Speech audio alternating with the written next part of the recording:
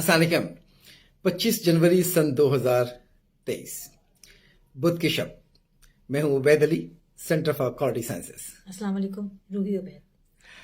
हम आज फिर हाजिर हैं आपसे इन्फॉर्मल गुफ्तगू के लिए, और हमारा मौजू जो है वो दवाओं और उनकी क्वालिटी इकट घूमता है। तो आज मैं सवाल करती हूँ उबैद साहब से।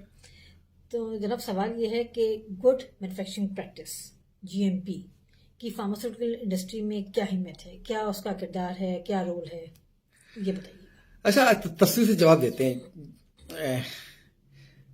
गुड मैन्युफैक्चरिंग प्रैक्टिस ऐसा तरीक़ाकार जो दवाएं बनाने में अपनाया जाता है। कोई भी इंडस्ट्री हो, चाहे दवा बनाने की हो, चाहे कपड़ा बनाने की हो, चाहे फूड बनाने की हो, चाहे सीमेंट बनाने की हो, अगर आप चाहते हैं कि हर दफ़ा कंसिस्टेंटली दवा या फूड या सीमेंट या कपड़ा एक जैसा बने, उसकी क्वालिटी मेंटेन रहे, तो फिर आपको मैन्युफैक्चरिंग प्रोसेस पे कंट्रोल करना पड़ेगा, उसके इक्विपमेंट पे कंट्रोल करना पड़ेगा, हर उस वेरिएबल पे कंट्रोल करना पड़ेगा जो क्वालिटी के एट्रीब्यूट को नुकसान पहुंचा सकता है। अच्छा, हम अपने तरफ भी देखें तो हमें फूड में या जूता बनाने की इंडस्ट्री से हमने बात की, कपड़ों की, इसमें हमें इतना कंट्रोल नहीं नज़र आता। हम दवाओं पे बहुत ज़्यादा जो है वो फोकस करते हैं कि इस पर बहुत कंट्रोल हो। तो इसकी क्या वजह, इस पे इतना जोर क्यों? नहीं, कंट्रोल तो वहाँ पे भी है, लेकिन वहाँ के कंट्रोल रेगुलेट नहीं होते। दवाओं का कंट्रोल इसलिए रेगुलेट होता है कि दवाएं की क्वालिटी ना इंसान आंखों से देख के बता सकता है, ना मरीज या डॉक्टर या फार्मासिस्ट या साइंटिस्ट चख के बता सकता है, ना सूंघ के बता सकता है।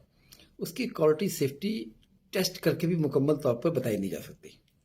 तो उसके लिए ये इम्पोर्टेंट है, इसमें कोई शक नहीं। तो आप जानते हैं कि जीएमपी में वही 3 बात जो हम हमेशा कहते रहे, it should be consistent to each other, हर डोज, हर बार, बार बार, हर जगह, हर मौसम में सेम थेराप्यूटिक रिस्पॉन्स दे, सेम फ़ायदा पहुंचाए। और ये बहुत इंपॉर्टेंट है कि एक दवा जो 3 साल है, वो टैबलेट जिसमें 20 लाख टैबलेट बनी है जिस बैच में, उसका हर टैबलेट सेम कंटेंट रखता हो, सेम आइडेंटिटी रखता हो, सेम प्योरिटी रखता हो, सेम स्ट्रेंथ रखता हो, ताकि मरीज को हर मरतबा एक जैसी क्वालिटी मिले। हाँ, सेम परफॉर्म करता हो जब इफेक्ट पहुंचे तो ये इसको जो सिमिलरिटी या कंसिस्टेंसी, ये बड़ा इंपॉर्टेंट है। सेकंड, उसमें कोई आलूदगी तो नहीं हो गई बनने के दौरान, कोई कंटेमिनेशन तो नहीं हो गई, कोई जरासीम तो नहीं चला गया, कोई दूसरे दवा का पार्टिकल तो नहीं चला गया, ये भी इम्पोर्टेंट। प्योर हो, और जितना उसके अलावा मिक्सअप नहीं हो। कैसे तो नहीं है कि वो मिक्स हो गया और दवा ए दवा बी में मिक्स हो गई हो, सांस की दवा ब्लड प्रेशर की दवा में चली गई हो, ब्लड प्रेशर की दवा सांस में चली गई हो, मेल की फीमेल में चली गई हो, फीमेल की दवा मेल में चली गई हो, तो वो मिक्सअप नहीं हो। अच्छा, ये तमाम बातें, कंसिस्टेंसी, कंटेमिनेशन का अवॉइड होना, मिक्सअप का अवॉइड होना, ये कैसे हम अचीव करते हैं GMP के जरिए? और एक और ये हमें लफ्ज सुनने में आता है CGMP, यानी कि करंट गुड मैन्युफैक्चरिंग प्रैक्टिस। तो इन GMP और CGMP में फ़र्क भी वाज़ेह कर दीजिएगा। देखिए, बहुत अच्छा किया कि ये जो consistency of the drug, mix up ना होना और कंटेमिनेशन फ्री होना, इसको अचीव करने के लिए हमें अपना जो मैन्युफैक्चरिंग प्रोसेस है, जहाँ पे वो दवा बन रही है पर्टिकुलर, उसको समझना पड़ेगा, उसको मैप करना पड़ेगा मैन्युफैक्चरिंग प्रोसेस को कि कैसे बन रही है। और फिर उस मैप के ऊपर हमें अपनी मॉनिटरिंग लगाने पड़ेंगे, कहाँ कहाँ पे हमें मॉनिटर करना है ड्यूरिंग दी मैन्युफैक्चरिंग। फिर उस मॉनिटर जो हम कर रहे हैं उससे कंट्रोल करना पड़ेगा कि कोई चीज़ प्लस माइनस हो रही हो, आपके रेंज से बाहर जा रही हो, तो उससे कंट्रोल करें। आपका कंट्रोल होना चाहिए। तो आपको डिज़ाइन करना पड़ेगा, मॉनिटर करना पड़ेगा, कंट्रोल करना पड़ेगा मैन्युफैक्चरिंग प्रोसेस, साथ साथ क्लीनिंग प्रोसेस कि क्लीन कैसे करते हैं आप दो बैचों के दरमियान, दो डिफरेंट प्रोडक्ट के दरमियान, कि कोई ट्रेसेस ना रह जाए। हाँ, उसके अलावा जो सबसे अहम है, आपकी मैन्युफैक्चरिंग फैसिलिटी कैसे डिज़ाइन की गई है, उसके अंदर एयर कैसे डिज़ाइन किया गया है, उसके अंदर फ्लो कैसे डिज़ाइन किया गया है, उसके अंदर मशीन कैसे डिज़ाइन की गई है, उसके अंदर जो प्रोसेस कैसे फ्लो कर रहा है, वो डिज़ाइन के ऊपर आपने मॉनिटर क्या लगाए, कि आपने डिज़ाइन किया है वाटर इस तरह की इस क्वालिटी का होगा, तो आप कैसे मॉनिटर करते हैं। फिर जब मॉनिटर करते हैं और डिविजन होती है तो उसे कंट्रोल कैसे करते हैं, ये बड़ी इंपॉर्टेंट बात है। तो करंट गुड मैन्युफैक्चरिंग प्रैक्टिस जो है ना, उसी का मतलब ये है कि साइंस तरक्की करती जा रही है। हम कंसिस्टेंसी के लिए हमारे इंजीनियर्स रोज़ इनोवेटिव आइडिया लेके आ रहे हैं, हम रोज़ बरोज़ हम कंटेम्प्रेनियस नई नई चीज़ें आ रही हैं, तो जगह दी जाती है। दुनिया में जो लीडिंग एजेंसी है, जैसे FDA हो गया, यूरोप हो गया, जापान हो गया, वो ये नहीं कहते कि जी आपने यही इक्विपमेंट लेना है। वो अपना ऑब्जेक्टिव उनका डिफाइन है, वो डिज़ाइन के पीछे वो आपको डिज़ाइन में फिक्स नहीं कर रहे होते। आप बनाइए, आप साबित कीजिए कि आपका फ्लेक्सिबल रखा है। हाँ, कि वो आप खुद जो है बहुत फ्लेक्सिबिलिटी दी है।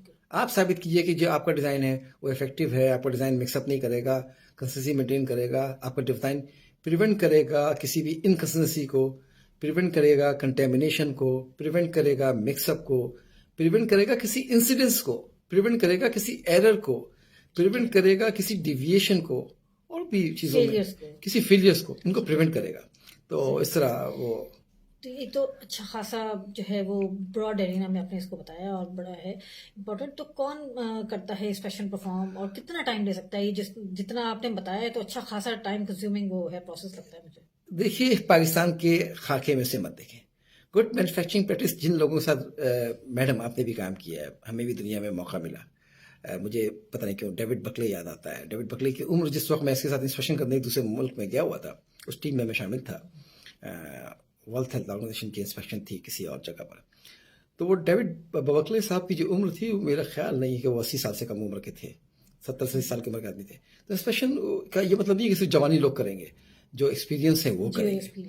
और आप यूएस एफडीए को देख लीजिए, अमेरिका के अंदर उनका जो कंप्लायंस सेफ्टी ऑफिसर्स हैं या इंस्पेक्शन कंप्लायंस ऑफिसर्स हैं, 15-15 दिन 20-20 दिन एवरेज ले रहे होते हैं। और कई केसेस में आपने देखा होगा महीनों बैठे रहते हैं, महीनों में इंस्पेक्शन करते हैं, और एक आदमी नहीं होता, 2 आदमी होते हैं, वो पूरा एक क्योंकि पूरा सिस्टम्स हैं जो आपने बताया जिस तरह, तो उन सिस्टम्स को एवेल्युएट करने के लिए तो डेफिनेटली जी वो भरपूर इंस्पेक्शन होता है। फैक्ट्री की सैर में और फैक्ट्री की इंस्पेक्शन में बहुत फर्क है। आपको मटेरियल इंस्पेक्ट करना पड़ेगा, प्रोसेस करना पड़ेगा, आपको पूरा उसका जो क्वालिटी मैनेजमेंट सिस्टम है उसका सिस्टम के साथ एडहेरेंस को देखना पड़ेगा कि कैसे जो है वो फैसिलिटीज काम करती है, कैसे आप मेंटेन रखते हैं मशीनों को, कैसे आप मशीनों को वैलिडेट करते हैं, कैसे कैलिब्रेट करते हैं। इंस्पेक्शंस ना हो, सीजीएमपी इंस्पेक्शंस, तो ये क्या उसके कॉन्सिक्वेंसेस हो सकते हैं?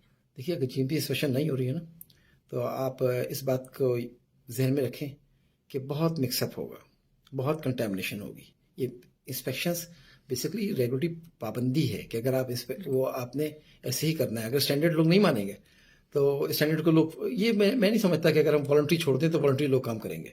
दुनिया भर में आप देखिए, बड़ी से बड़ी कंपनी जो टॉप जहन में आपके नाम आता है, आप देख लीजिए अमेरिका के अंदर वो सब किस में चल रही हैं कि उसी के ऊपर वो रहा integrity agreement. Corporate integrity agreement का मतलब ये है कि उनके ऊपर इतना खत्म कर दिया उनकी गवर्नमेंट ने। आप बड़े बड़े फाइन देख लीजिए, बड़े बड़े कंटेमिनेशन देख लीजिए, बड़े बड़े मिक्सअप देख लीजिए, सब हुए। इसका मतलब ये है कि इंस्पेक्शन करना ज़रूरी है, और इंस्पेक्शन नहीं करेंगे तो आप खतरे में रहेंगे। अब वो खतरा कितना है, वो पैमाना डिफरेंट होगा कि खतरा कितना है। खतरा तो रहेगा फिर इंसानी जान को, सेहत को, और क्या कहते हैं जिसकी दवा जा रही है उसको। शुक्रिया, बहुत शुक्रिया, आपने इसको एक्सप्लेन किया तफसील से, और मुझे उम्मीद है कि जो सवाल है उसको जवाब मिल गया होगा, और अगर मजीद कोई सवाल है इस सिलसिले में तो लोग उससे कर सकते हैं। बहुत शुक्रिया जी। जीएमपी के ऊपर गुफ्तगू तो बहुत लंबी जारी रहेगी, यहाँ तक ही छोड़ते हैं गुड मैन्युफैक्चरिंग प्रैक्टिस के ऊपर। आपका भी बहुत शुक्रिया। अस्सलाम वालेकुम। अल्लाह हाफिज़।